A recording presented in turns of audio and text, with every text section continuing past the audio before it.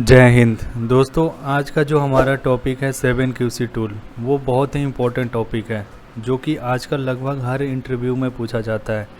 मैंने 7QC tool को बहुत अच्छे तरीके से समझाया है एग्जाम्पल के साथ, तो वीडियो को एंड तक ज़रूर देखना आप लोग और खुद से एक बार इसको करने की कोशिश करना। Pareto chart, histogram, control chart को डाटा के थ्रू कैसे बनाया जाता है उसको भी समझाया है। आपने बहुत सारे वीडियो देखे होंगे लेकिन उनमें कैसे बनाया जाता है वो चीज़ें नहीं दिखाया जाता है, इसलिए मैंने इस वीडियो को स्पेशली इसीलिए बनाया है कि कैसे उस ग्राफ को बनाया जाता है, किस तरीके से डाटा कलेक्ट करके क्या क्या फार्मूला यूज किए जाते हैं, ये सारी चीज़ें मैंने बताया हुआ है इस वीडियो में। 7QC टूल को 7 बेसिक क्वालिटी टूल भी बोलते हैं, क्वालिटी मैनेजमेंट टूल भी बोलते हैं। ये ग्राफिकल और स्टैटिकल टूल होता है जिसका यूज एनालाइज और वर्क रिलेटेड प्रॉब्लम को सॉल्व करने के लिए किया जाता है। 7QC टूल को बहुत सारे इंडस्ट्री में प्रोडक्ट और प्रोसेस के इम्प्रूवमेंट के लिए यूज किया जाता है और क्वालिटी प्रॉब्लम को सॉल्व करने के लिए भी यूज किया जाता है। इसको जनरली क्वालिटी कंट्रोल इंजीनियर या क्वालिटी एश्योरेंस इंजीनियर के द्वारा यूज किया जाता है, जिसको कि डेली, मंथली, वीकली बेसिस पे डाटा इकट्ठा करके इसके ऊपर काम किया जाता है, जिससे non value added activities, repair, rejection, इन सब को कंट्रोल किया जाता है। 7QC टूल का एक्सट्रीमली यूज किया जाता है बहुत सारे प्रॉब्लम सॉल्विंग टेक्निक के लिए, जैसे 8D प्रॉब्लम सॉल्विंग मेथड है, PDCA डेमिंग साइकिल है, लीन मैन्युफैक्चरिंग है, इन सब में भी 7QC टूल का यूज किया जाता है। जो 7 7QC टूल हैं वो इस प्रकार से हैं। पहला है चेक शीट, दूसरा फिशबोन डायग्राम, तीसरा हिस्टोग्राम, चौथा पैरेटो चार्ट, पांचवा कंट्रोल चार्ट, छठा स्कैटर डायग्राम और सातवां प्रोसेस फ्लो डायग्राम। ये 7QC टूल होते हैं, इन्हीं को 7QC टूल बोला जाता है। अब इन सबको 1 बाय 1 करके समझते हैं ये क्या होते हैं और किस तरीके से ये बनाए जाते हैं। तो सबसे पहले चलते हैं चेक शीट। हमारा चेक शीट क्या होता है? चेक शीट एक तरह का डाटा कलेक्टिंग करने का मेथड होता है, डाटा कलेक्शन, जिसमें हम जैसे कोई भी आपको डाटा कलेक्ट करना होता है तो आप एक फॉर्मेट बनाते हैं। जैसे ये एग्जांपल के लिए ये फॉर्मेट दिया हुआ है, इस तरीके का फॉर्मेट बनाते हैं आप, या इससे अलग भी बनाते हैं, तो ये चेक शीट होता है। ये चेक शीट की कैटेगरी में आता है। दूसरा होता है फिशबोन डायग्राम। फिशबोन डायग्राम को हम लोग कॉज एंड इफेक्ट डायग्राम भी बोलते हैं, इशिकावा डायग्राम भी बोलते हैं। ये हेल्प करता है आइडेंटिफाई करने में ऑल पॉसिबल कॉजेज़ को, मतलब जितने भी हमारे जैसे कोई एक डिफेक्ट आ गया उसके कितने पॉसिबल कॉज हो सकते हैं, वो सारा चीज़ें इस फिशबोन डायग्राम के मेथड से ब्रेन स्ट्रोमिंग करके निकाला जाता है कि ये इसके पॉसिबल कॉज हैं और इन सारे पॉसिबल कॉजों में से ये इसका मेन रूट कॉज है। इसमें 4M या 6M फैक्टर का भी यूज किया जाता है। 4M मतलब होता है मैन, मशीन, मेथड, मटेरियल, और 6M में एक मेजरमेंट और मदर नेचर ऐड हो जाता है। तो ये 4M पे भी हम काम कर सकते हैं और 6M पे भी काम कर सकते हैं। तो ये फिशबोन डायग्राम होता है। जैसे कि आप लोग देख सकते हैं, ये फिशबोन डायग्राम का एक स्केच है, इस तरीके से किया जाता है। प्रॉब्लम जो होता है वो फिश किस तरीके से होता है, फिश का आगे जो मुंह होता है वो प्रॉब्लम, उस तरीके से वहाँ पे प्रॉब्लम होता है, और उसके जो फिन्स लगे रहते हैं ऊपर और नीचे और पीछे पूंछ की तरह, ये इसके फैक्टर होते हैं, जैसे मैन, मशीन, मटेरियल, मेथड। अब इसके एग्जांपल से समझते हैं तब हमें समझ में आएगा। कुछ जैसे कोई प्रॉब्लम आया तो हम इस तरीके से पहले तो मेजरमेंट, इसका जो स्केच है वो बना लेंगे। अब हम ब्रेन स्टॉर्मिंग करेंगे इसके ऊपर कि ये किस तरीके से इन जो 6M है इनका फेलियर है। कोई भी, जैसे ये एग्जांपल में देखिए, मशीन में क्या होता है, मशीन का मल्टी फंक्शनल होता है, एम्प्लॉय फॉल्ट होता है, मशीन की डिफेक्ट होती है, ये मशीन में आता है। उसके बाद मेजरमेंट में wrong size of the mould, blueprint mistake, production mistake, ये इस तरीके के पॉसिबल कॉज है। मटेरियल में क्या है, poor storage condition, worn out material में ये आपके पॉसिबल कॉज हो सकते हैं। मेथड में रॉन्ग प्रोडक्शन प्रोसीजर हो सकता है। तो इस तरीके से फिशबोन डायग्राम की मदद से सारे पॉसिबल कॉज को इकट्ठा किया जाता है, निकाला जाता है, और फिर उसके बाद ब्रेन स्टॉर्मिंग करके इसके जो भी ये पॉसिबल कॉज हैं उन सब को 1 बाय 1 करके ब्रेन स्टॉर्मिंग करके जो फाइनल रूट कॉज है उसको निकाला जाता है। अब बात करते हैं तीसरे नंबर हिस्टोग्राम के बारे में। हिस्टोग्राम एक ग्राफिकल पिक्चोरियल रिप्रेजेंटेशन होता है जिसमें सेट ऑफ डाटा को डिसाइड करके इसको बार चार्ट के रूप में फ्रीक्वेंसी डिस्ट्रीब्यूशन किया। ये ग्राफिकल रिप्रेजेंटेशन होता है जिसमें ग्रुप ऑफ फ्रीक्वेंसी डिस्ट्रीब्यूशन को क्लास में डिवाइड किया जाता है। टाइप्स ऑफ हिस्टोग्राम चार्ट होते हैं। आपका जो हिस्टोग्राम चार्ट बनेगा वो इस तरीके से बनेगा। जो नॉर्मल डिस्ट्रीब्यूशन होता है वो आपका ऐसे बनेगा, धीरे धीरे ऊपर जाएगा, फिर ऊपर से नीचे आएगा। दूसरा है राइट लेफ्ट स्क्वायर्ड। आपका डाटा या तो राइट की तरफ बढ़ते जा रहा है या लेफ्ट की तरफ बढ़ते जा रहा है। तीसरा है बाई मॉडल डिस्ट्रीब्यूशन। इसमें आपका दो तरीके से अलग अलग ग्राफ बनते हुए दिखाई देंगे। था है रैंडम डिस्ट्रीब्यूशन। इसमें क्या है, एक जगह आपका बढ़ रहा है, एक जगह घट रहा है, मतलब एक ही ग्राफ में बहुत सारे जगहों पे आपका डाटा ऊपर भी जा रहा है, नीचे भी जा रहा है, तो ये रैंडम डिस्ट्रीब्यूशन है। अब हिस्टोग्राम चार्ट को बनाने के लिए कैसे बनाया जाता है, कौन कौन से फॉर्मूला का यूज किया जाता है, किस तरीके से डाटा कलेक्ट किया जाता है, उसको समझते हैं।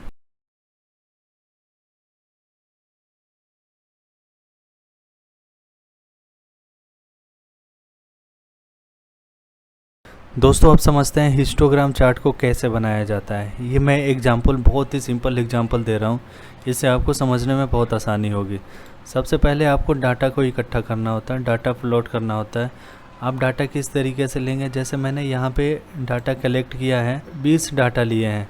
मैंने डाटा लिया है जो प्रोडक्ट फाइनल पार्ट, मैंने किसी मशीन पे एक डाटा प्रोडक्ट बन रहा था, उसको मैंने लिया है कि एक पार्ट बनने में कितना सेकंड का टाइम लगता है। तो जब एक पहला पार्ट बनने में 6 सेकंड लग रहा है, दूसरा में 5 सेकंड, क्या करेंगे इसका, तीसरे में 7, चौथे में 10, पांचवें में 9, इस तरीके से करने के बाद मैंने ये दूसरे स्टेप में इसका रेंज निकालेंगे। पार्ट बनने में रेंज इक्वल टू होता है मैक्सिमम माइनस मिनिमम। तो इसमें जो मैक्सिमम वैल्यू है उसको और मिनिमम वैल्यू है उसको लेंगे। तो यहाँ पे मैक्सिमम 10 है और मिनिमम 4 है, तो 10 - 4 इक्वल टू 6। अब हम क्या करेंगे, now decide number of cell. अब नंबर ऑफ़ सेल को हम लोग यहाँ पे डिसाइड करेंगे। नंबर ऑफ़ सेल डिसाइड करने के लिए हम देखेंगे कि हमने कितना डाटा लिया हुआ है। हमने टोटल 24 डाटा लिया हुआ है, तो 24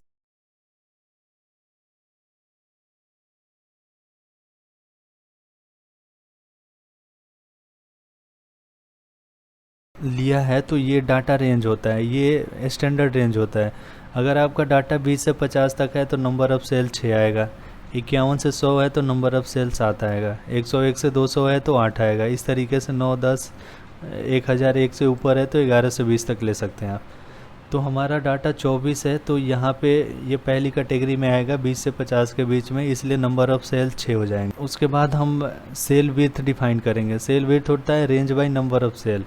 हमारा रेंज आया है 6 और नंबर ऑफ़ सेल हो गया है 6, तो 6/6 इक्वल टू 1। अब अगले स्टेप में हम सेल ग्रुप बनाएंगे। हमारा सेल विथ 1 आ गया, तो एक का ही डिफरेंस से हम सेल ग्रुप बनाएंगे। तो हमारा जैसे मिनिमम 4 था, तो 4 से पहले ले लेंगे, एक ग्रुप बनाएंगे और 10 के बाद एक ले लेंगे। तो उस तरीके से मैंने यहाँ पे सेल ग्रुप बनाया हुआ है। जैसे 2 से 3 इसका डिफरेंस 1 होना चाहिए जो सेल विथ है, इसलिए 2 से 3, 3 से निकाला जाता है, 4 से 5, फ्रीक्वेंसी कैसे निकाला जाता है, फ्रीक्वेंसी निकालने इस तरीके से सेल ग्रुप बना हुआ है मैंने। सेल ग्रुप बनाने के बाद क्या किया जाता है, फ्रीक्वेंसी, इसमें फ्रीक्वेंसी कितनी है, तो हम देखेंगे कि यहाँ पे जो हमने डाटा कलेक्ट किया है ये 2 से 3 के बीच में कितने हैं।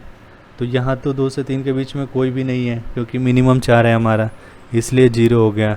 3 से 4 के बीच में कितना है, 3 से 4 के बीच में एक 4 है, तो एक ही है यहाँ पे, फ्रीक्वेंसी एक ही है इसके बीच में एक।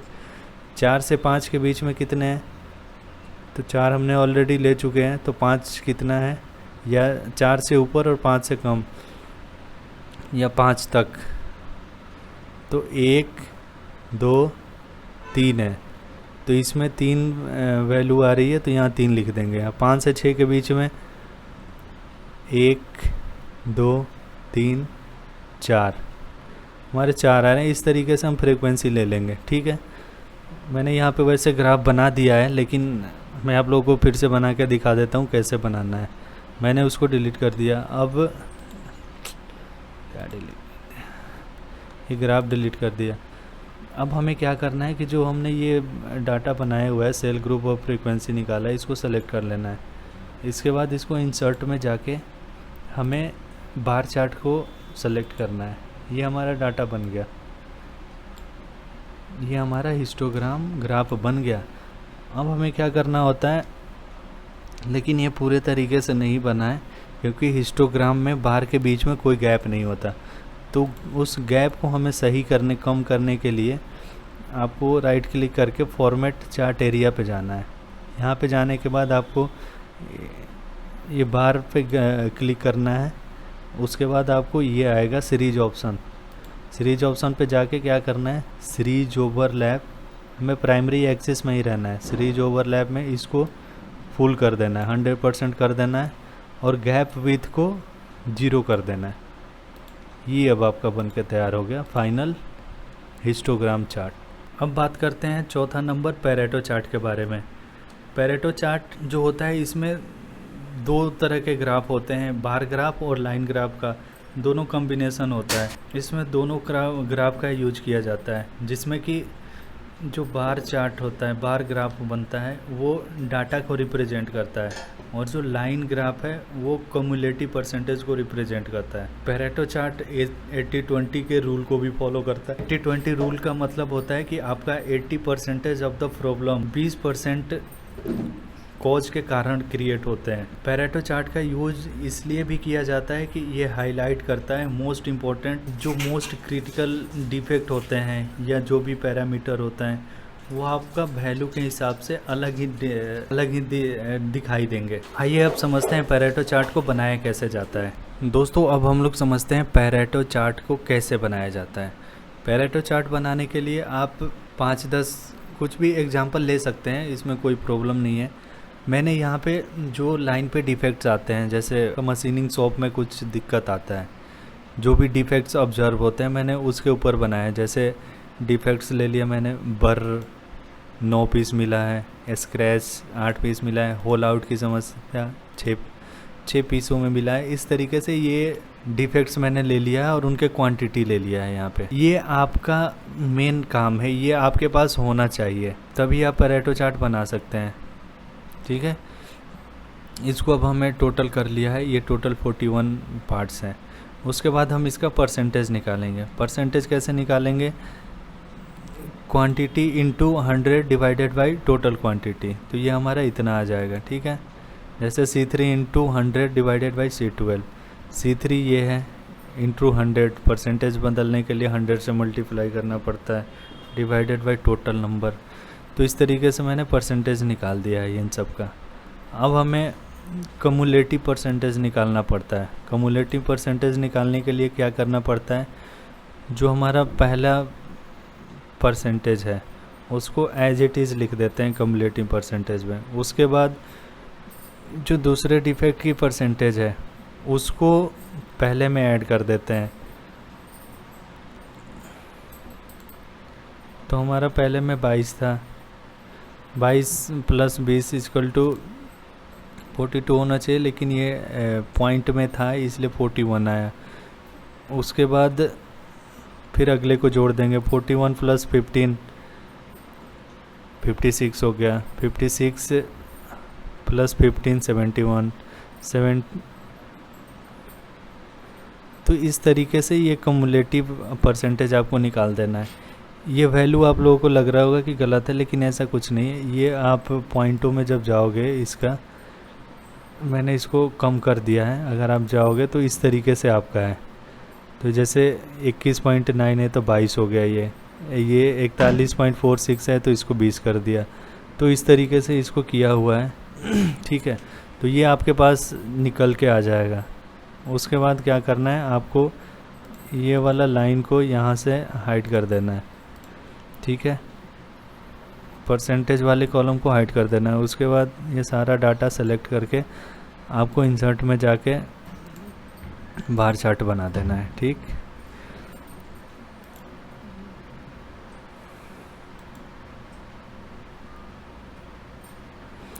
इसके बाद ये जो आपका बन रहा है कम्युलेटिव परसेंटेज, इसको आपको चेंज करना है। इसको आपको लाइन लाइन लाइन वाले लाइन चार्ट में लेना है आपको।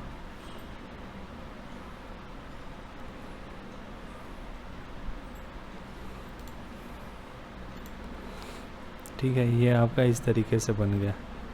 ठीक, अब आप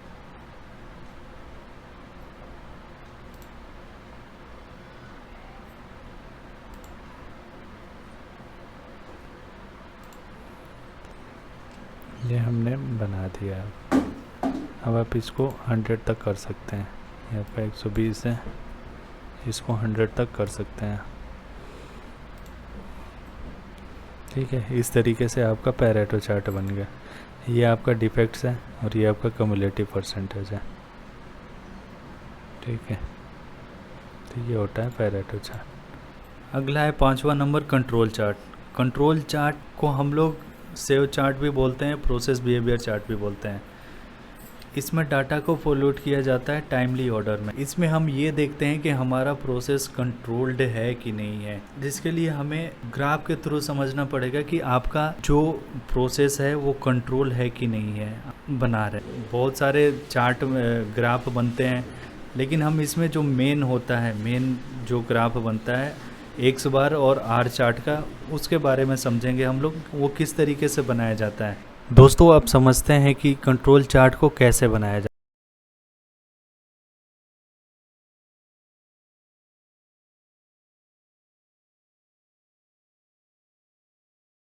जाता है। कंट्रोल चार्ट तो मैंने यहाँ पे कंट्रोल चार्ट में एक्स बार और आर चार्ट को ही बनाने का तरीका बताया, किस तरीके से इसको प्लॉट किया जाता है। तो इसमें मैंने पहले किसी पार्ट का आउटर डायामीटर लिया है जिसका एस्पेक है 5 ± 1 mm। ठीक है, तो इसके बाद मैंने यहाँ पे 15 सैंपल लिए हैं। 15 सैंपल लिए हैं और प्रत्येक सैंपल को 5 बार चेक किया हुआ है। उसकी 5 बार की रीडिंग है अलग अलग जगह पे। तो ये मैंने डाटा कलेक्ट किया है अपना। तो हमें पहले डाटा कलेक्शन करना है। आप चाहे आउटर डायामीटर, इनर डायामीटर, कुछ भी डाटा ले सकते हैं यहाँ पे। तो इस तरीके से आपको डाटा लेना है। उसके बाद हमें क्या करना है, अब हमें एक्स बार निकालना है जो एवरेज होता है। तो एवरेज कैसे निकालेंगे, तो इसको डिवाइड कर देंगे। तो ये आ गया हमारा जो हमारा रीडिंग है। जैसे पहले रेंज निकालने के लिए मैक्सिमम माइनस को हम ऐड करेंगे। उसके बाद ये कितना है और मिनिमम है 5.0। तो हमारा डिफरेंस रेंज हो गया 0.5। इस तरीके से हम एक्स बार और आर, ये जितने भी 15 आइटम है, इनका हमने निकाल लिया इस तरीके से, एक्स बार और आर चार्ट। अब हमें क्या करना है, अब हमें कैलकुलेट करना है एक्स डबल बार और आर बार निकालना है।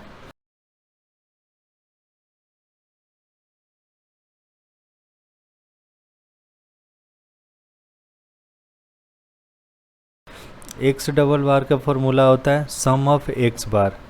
जो एक्स बार हमने निकाला है इसका सम टोटल कर देंगे भाई। टोटल नंबर आ जाएगा 77। Total number of sample 15। तो हमारा ये इसको टोटल कर दिया है यहाँ पे। आर बार निकालने के लिए सम ऑफ इनको टोटल रेंज, ये जितने भी हैं इसको सम ऑफ करके 15। तो ये टोटल 6 आ रहे हैं, डिवाइडेड बाई 15 इक्वल टू 0.4 हो गया ये। अब हमें लिमिट्स निकालना है। पहले हम आर बार के लिए, आर चार्ट के लिए लिमिट निकालेंगे। जो हमारा ग्राफ बनेगा उसके लिए हमें ये फॉर्मूला होता है UCL R bar equal to D4 into are bar. ये फॉर्मूला होता है। अब हमारा D4 कैसे निकालेंगे, जैसे कि हमने देखा है D4 निकालने के लिए हमें ये जो चार्ट मैंने यहाँ पे दिया हुआ है ये स्टैंडर्ड चार्ट है। ये आपको लेना पड़ेगा, आपको मतलब इंटरनेट के थ्रू या कहीं से भी आपको ये स्टैंडर्ड चार्ट है, इसको लेना पड़ेगा। अब यहाँ D4 किस हिसाब से निकालेंगे, हमने कितनी एक पार्ट के 5 रीडिंग लिए हैं तो हमने 5 के हिसाब से देखना है इसको। 5 में D4 की वैल्यू क्या आ रही है, D4 ये है, तो 5 में 2.114, इसलिए मैंने 2.114 ले लिया है इंटू आर बार। आर बार हमारा कितना आया है 0.4। तो ये हमने कैलकुलेशन करके निकाल दिया, तो 0.846 आ गया हमारा। अब LCL are bar, lower control limit are bar, ये आर चार्ट के लिए हम निकाल रहे हैं, ये जो डाटा निकाल रहे हैं हम, ये आर बार चार्ट के लिए निकाल रहे हैं। इसका फॉर्मूला है D3 इंटू आर बार। अब सेम हम 5 में देखेंगे D3 कितना है, 0 है, तो 0 इंटू 0 कुछ भी करिएगा 0 आ जाएगा, ठीक है। सेम उसी तरीके से हमें एक्स बार चार्ट के लिए कैलकुलेट करना है। UCL upper control limit x bar के लिए निकालेंगे हम, तो इसका फॉर्मूला है x double bar plus A2 into are bar. तो हमारा एक्स डबल बार कितना आया है यहाँ पे 5.19, तो 5.19 ले लिया हमने, प्लस में A2 लेंगे हम। अब इसका A2 कितना आ गया, ये आ गया 0.577 इंटू आर बार 0.4 आया है, तो ये इतना आ गया अपर कंट्रोल लिमिट, और लोअर कंट्रोल लिमिट इस तरीके से निकाल लेंगे हम, ठीक है। उसके बाद अगले स्टेप में हमें करना क्या है, हम यहाँ पे आर चार्ट कैसे बनाएंगे वो समझ लेते हैं। सेम इसी तरीके से आपको एक्स बार चार्ट भी बना लेना है। तो हमें आर चार्ट के लिए हमारा आर कितना है, आर के लिए हमें जो आर यहाँ पे हमने निकाला है रेंज, ये सबको हमें ले लेना है इकट्ठा एक जगह। इस तरीके से आपको चार्ट बनाना है पहले, ठीक है। वो सारा डाटा आपने ले लिया, फिर आपका UCL कितना आया है, UCL आया है 0.846। अब आपको 0.846 इस तरीके से कॉलम में रख देना है आपको, ठीक है। आर बार कितना आया है, आपका आर बार आया है 0.4 भी इस तरीके से रख देना है आपको। अब LCL कितना आया है, ये तो 0 है, यहाँ पे इस तरीके से 0 हो गया आपका, ठीक है। अब मैंने ये चार्ट बना दिया था, लेकिन फिर मैं आप लोगों को एक बार बता देता हूँ। आप लोगों को क्या करना है, अब ये सारे डाटा को एक बार सेलेक्ट कर लेना है, ठीक है। उसके बाद इंसर्ट में जा कर के आपको ये लाइन चार्ट पे जाना है। लाइन चार्ट पे जाने के बाद आपको ये वाला लाइन विथ मार्कर्स पे सेलेक्ट करना है। तो ये आपका डाटा ग्राफ बन गया। अब इसमें दिखा रहा है जो लाइन, पहला लाइन है अपर कंट्रोल लिमिट। आपका अपर कंट्रोल लिमिट सेट है 0.846। ये देखिए यहाँ पे 8 और 9 के बीच में है, मतलब ये 0.846 पे है। उसके बाद जो ये है नीचे वाली line LCL lower control limit, ये 0 पे ही है क्योंकि हमारा वैल्यू ही 0 है, ठीक है। उसके बाद जो बीच में ये ब्लैक रंग की लाइन दिख रही है, ये है हमारा रेंज जो हमने निकाला था ना आर बार, ये हमारा सेंटर लाइन है। अब 0.4 तो ये हो गया। अब हमारा जो रेंज निकला है आर बार, वो किस तरीके से फॉलोट हो रहा है वो आप देख सकते हैं। 0.5, 0.5, 0.4 इस तरीके से आपका ये ग्राफ बन गया। जो अगला टूल है 6 number, scatter diagram. Scatter diagram को कोरिलेशन चार्ट भी बोलते हैं, स्कैटर प्लॉट भी बोलते हैं, स्कैटर ग्राफ भी बोलते हैं। ये शो करता है रिलेशनशिप बिटवीन टू वेरिएबल के बीच में जो रिलेशनशिप होता है उसको शो करता है। स्कैटर डायग्राम जैसे ये 3 तरह के होते हैं। पहला होता है पॉजिटिव कोरिलेशन। इसका जो कोरिलेशन बनता है, जैसे आप डाटा बनाओगे तो जो रिलेशन बनेगा वो डाटा अगर आपके इस पॉजिटिव एक ही तरफ जा रहा है आगे की तरफ, तो ये पॉजिटिव कोरिलेशन होता है। अगर डाटा आपका ये दूसरी तरफ से वाई एक्सिस से नीचे जा रहा है एक्स एक्सिस की तरफ, तो ये निगेटिव कोरिलेशन होता है। और अगर आपका डाटा ना एक्स की तरफ जा रहा है ना वाई एक्सिस की तरफ, इधर उधर डाटा है, तो ये नो कोरिलेशन बोलते हैं। इस तरीके से स्कैटर डायग्राम को बनाया जाता है। अगला है हमारा process flow chart. Process flow chart अक्सर आप लोगों ने देखा भी होगा। जो भी हमारा प्रोसेस कोई भी हम काम करते हैं तो उसका सीक्वेंस बनाया जाता है, डायग्राम के थ्रू उसको समझाया जाता है कि हमारा प्रोसेस कैसे चलेगा। इस स्टेशन पे पहले कौन सा ऑपरेशन होगा, उसके बाद कौन सा आएगा, उसके बाद क्या करेंगे, क्या वो इसमें प्रोसेस फ्लो चार्ट में दर्शाया जाता है। जैसे इसमें समझिए आप, पहले रॉ मटेरियल रिसिप्ट हुआ, फिर इंस्पेक्शन होगा, उसके बाद डिसाइड होगा मटेरियल ओके है नहीं ओके है। अगर नॉट ओके है तो उसको सप्लायर को भेज देंगे कि भाई ये आपका पार्ट रिजेक्ट है। अगर मटेरियल ओके है तो उसको आगे नेक्स्ट प्रोसेस के लिए भेजेंगे प्रोडक्शन में जब पार्ट बनेगा वहाँ से भी ओके और नॉट ओके और रिवर्क की कंडीशन आती है। तो इस तरीके से ये एक स्केच बनाया जाता है जिसमें दिखाया जाता है कि ऐसे ऐसे आपको काम को करना है। तो ये थे 7QC टूल जिसको मैंने आप लोगों को समझाया ताकि आप लोगों को आसानी हो हर इंटरव्यू में हर इंटरव्यू फेस करने के लिए। अब समझते हैं कि इसका नीड क्यों है 7QC टूल का। 7QC टूल का नीड प्रॉब्लम सॉल्विंग करने के लिए किया जाता है, मेकिंग डिसीजन के लिए, प्रोसेस मेजरमेंट के लिए किया जाता है, प्रोसेस कंटिन्यूअल इम्प्रूवमेंट के लिए किया जाता है, प्रोडक्टिविटी इम्प्रूव की जाती है, कस्टमर सेटिस्फाई रहता है। 95% of quality related problem 7QC tool की मदद से सॉल्व किया जाता है। समझते हैं 7QC टूल से बेनिफिट क्या है। इससे हम प्रॉब्लम को इफेक्टिवली सोल्व कर सकते हैं। इससे प्रोडक्ट और प्रोसेस की क्वालिटी को इम्प्रूव किया जाता है, पुअर क्वालिटी का कॉस्ट रिड्यूस किया जाता है। तो ये सारे बेनिफिट्स हैं 7QC टूल के। तो दोस्तों इस वीडियो में बस इतना ही। अगर आप लोगों को वीडियो अच्छी लगी हो तो प्लीज़ मेरे चैनल को सब्सक्राइब करें, वीडियो को लाइक करें और इसको अधिक से अधिक शेयर करें ताकि और भी लोग इसको समझ सकें। धन्यवाद।